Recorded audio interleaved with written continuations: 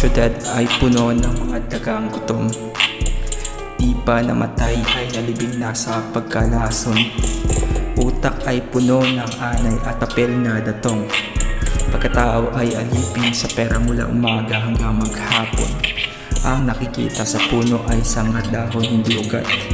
Mainam na mapungkal ang dahilan bago isukat.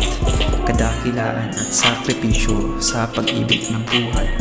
Malagyan ng uod ang mga nasisiyaw na payat.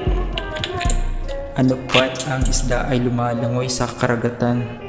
Ano pat ang ibon ay lumilipad sa kalawakan. Ano pat ang barera mo ay malaya sa kagubatan. Kaya din nabuhay ang tao para sa kabanalan.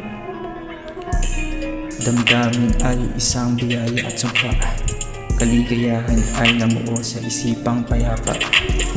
Ang ligalig at saya sa pagtuklas ng mga tala ay prutas ng punong masagana sa tamang lupa.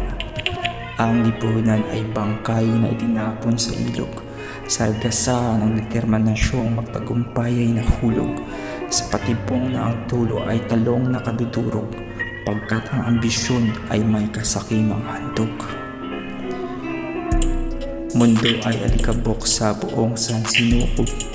Buhay ng tao ay sa kisap mata na paloob.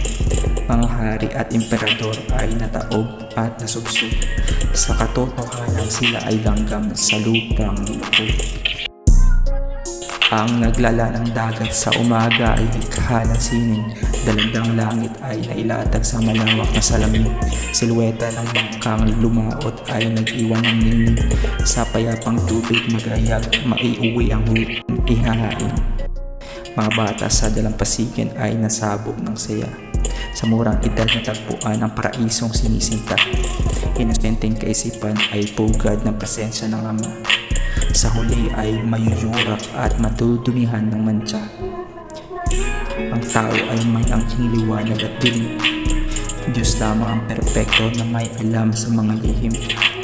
Sasayaw ng masama at mabuting boses na ating kinikimkim.